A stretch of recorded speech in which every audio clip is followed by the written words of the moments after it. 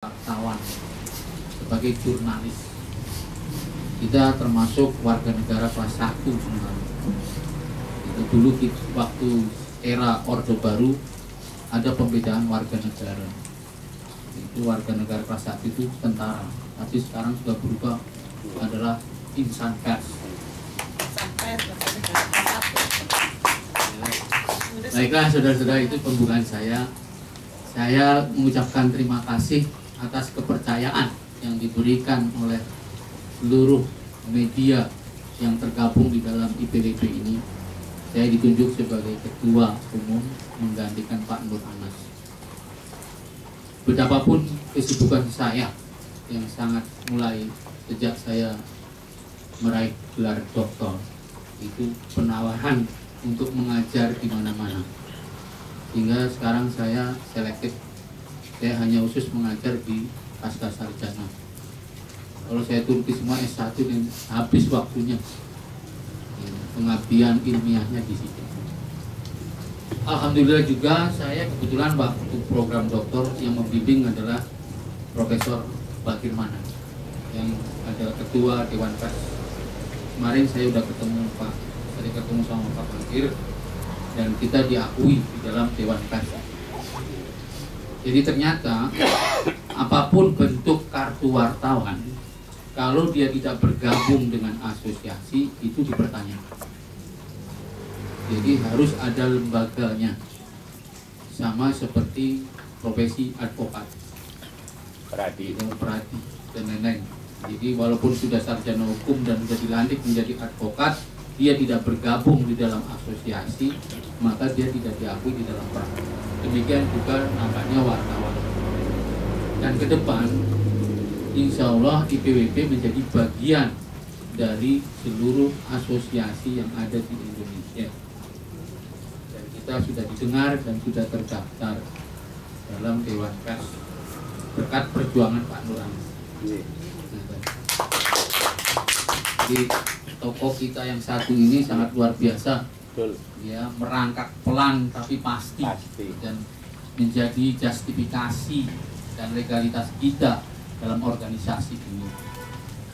Maka dari itu, ketika program yang akan saya bawa karena kesibukan saya yang sangat luar biasa ini, maka saya tugaskan kepada ketua harian Pak Yayu.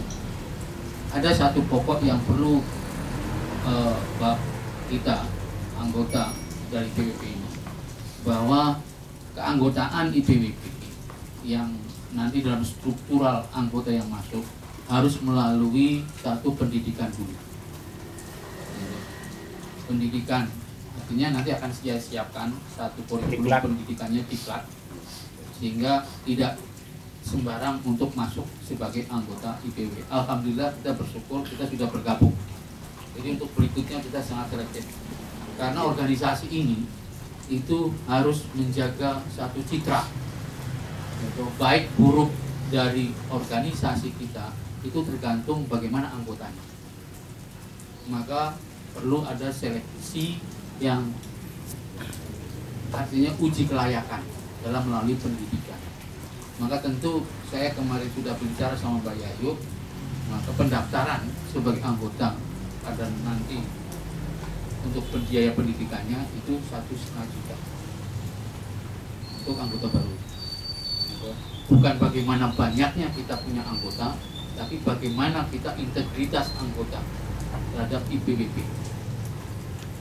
Ke depan kita tentu menginginkan bahwa IPWP ini adalah menjadi pola ukur di dalam pembinaan kewartawanan. Kebebasan sebagai media tentu kita juga dibatasi dengan bagaimana perilaku kita, baik dan buruk. Banyak aliran yang mengatakan baik dan buruk itu adalah satu behavior atau perilaku kita. Nah, perilaku kita ditentukan bagaimana anggota yang menjadi bagian dari IPWP. Untuk itu saya minta dukungan dari seluruh anggota bahwa syarat menjadi anggota adalah sangat selektif. Kemarin saya ditegur sama Pak Dodi, kenapa Agus Les tidak bisa masuk di dalam satu keanggotaan IPW. Nah, bagaimana? Saya nanti jadi karena saya sendiri tidak tahu bagaimana karakter dari masing-masing wartawan yang akan bergabung, yaitu tentu penilaiannya adalah penilaian kolektif. Kalau secara mayoritas mengatakan bahwa bisa menjadi anggota dan memenuhi persyaratan sebagai anggota, maka akan saya rekomendasikan. Kemudian yang kedua, ke depan kalau bisa kita nanti akan mengadakan satu seminar, ya kan? Mengajak insan akademi untuk bisa menjadi pengetahuan kewartawanan. Karena bagian dari pendidikan kewartawanan itu merupakan satu pola yang berupa saintis dan pola aplikasi. Dan pola-pola aplikasi ini tentu ada di kita, bukan di ilmu pengetahuan. Kebebasan pers itu yang bagaimana? Terus bagaimana mendirikan tentang surat kabar, dan bagaimana pendirian itu diadakan, dan bagaimana aplikasi penerapan penulisan berita. Dalam pola pemberitaan itu kan dikenal menjadi dua pola pemberitaan. Ada strike news dan ada dead news. Dan di Banyumas Post itu agak bercampuran antara strike news dan dead news. Strike news itu berita yang sekali baca buang pengetahuan. Tapi ada yang bersifat dead news. Dan itu biasanya dead news ini akan menjadi referensi. Kebetulan saya sebagai pendidik di seluruh akademi universitas, ya, sebagian besar itu kalau berita itu menyangkut sesuatu yang menjadi pengetahuan dalam pengolahan data akademis, berita itu menjadi referensi. Itu yang bersifat dead news. Jadi ada misalnya tentang pemberitaan banjir. Nah, itu kalau pemberitaan banjir secara strike news adalah tentang banjirnya. Tapi bagaimana bisa terjadi banjir dan bagaimana pola banjir itu merupakan berita dead news, dan ini menjadi referensi di akademik. Jadi sebenarnya kalau kita nanti mau ke sana ke depan, itu ada jurnal akademiknya yang bisa menopang IPWP. Dan tentu kita memerlukan investasi. Banyumas Post yang sekarang saya gadang-gadang itu, kalau bisa nanti berbadan hukum, perseroan terbatas, hingga bagian dari pemegang saham itu adalah jelas, dan berapa keuntungan dan berapa share dan emitennya yang dibagikan kepada anggota atau kepada peserta di dalam saham itu. Jadi mudah-mudahan dengan langkah-langkah yang merupakan status struktural dari organisasi ini dan bisa kita mengintegrasikan seluruh kegiatan kita nantinya, saya nanti mungkin teman-teman itu memaklumi, gitu. Jadi saya sepenuhnya nanti ketua harian akan dijalankan oleh Mbak Yayuk. So, saya hanya polisinya saja. Kemudian yang kebijaksanaan dan lain-lain akan diterapkan oleh Mbak Yayuk sendiri. Demikian juga bagaimana iuran anggota. Organisasi tanpa iuran itu akan lemah dimanapun. Gitu. Saya menjadi notaris juga iuran notaris setiap bulan. Kemudian saya menjadi pengacara juga iuran tiap bulan. Ada iuran-iuran tertentu yang harus masuk anggota. Demikian juga misalnya kita jadi anggota RT juga ada iuran RT. Gitu. Karena suatu kelembagaan menjadi kuat itu tergantung bagaimana menopang kelembagaan. Sehingga kita juga nanti bukan berarti iuran itu merupakan satu invest kepada kita, tapi adalah penggerak organisasi, dan invest yang akan datang tentu kita juga akan dapat dari hibah kemana-mana. Alhamdulillah saya kemarin sudah ketemu Pak Bagirmanan juga berbincang. Pak Bagirmanan kalau manggil saya itu Gus, dia Gus. Ini organisasimu Gus.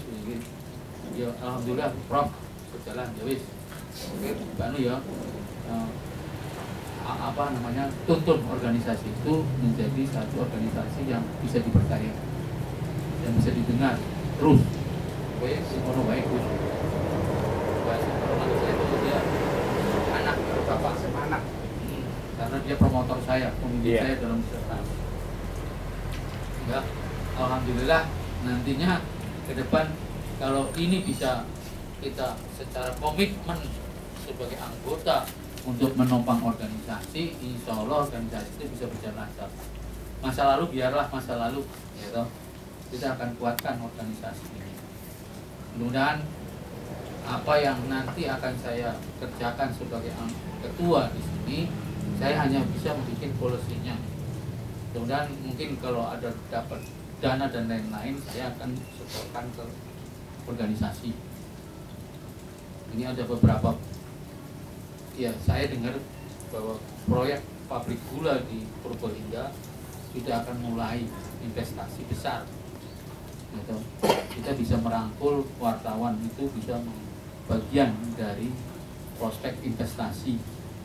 Dan bagaimana kita bisa menciptakan daerah-daerah itu menjadi bagian dari investasi, kan promosi dari kita semua sebagai wartawan. Apalagi kita tahu bahwa perekonomian kita sekarang ini kan sudah sangat lamban.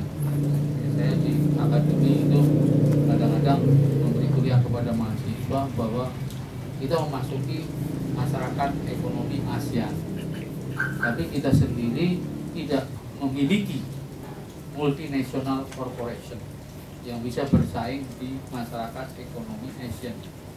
Berbeda dengan misalnya Malaysia, dia punya Proton Sate, punya perusahaan-perusahaan yang bersifat multinasional. Kita hanya punya Mastion, gitu. Sedangkan sumber daya tentang alam kita juga sudah mulai tidak marketable. Dan ini menjadi tantangan bagi wartawan ke depan. Gitu. Bagaimana wartawan bisa menghidupi dirinya sendiri?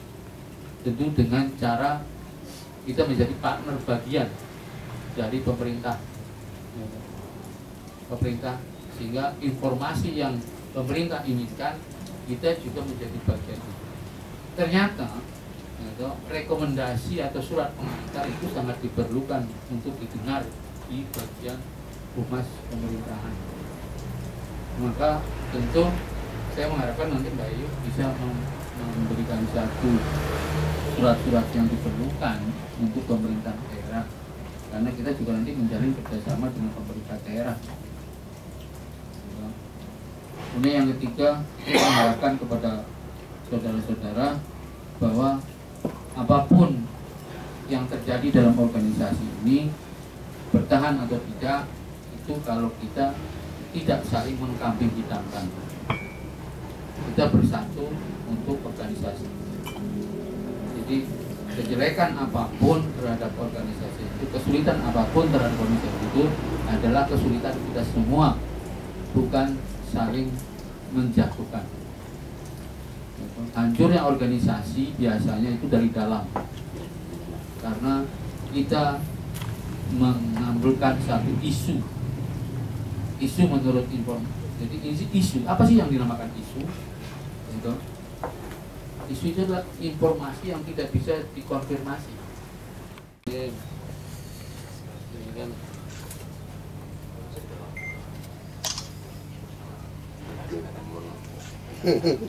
Sing amo-amo. Lagi ora doyan mangan kok. Ayam, amo, tempe. Lupen, Pak. Ya, nih, Tanur. Sekuntum mawar merah.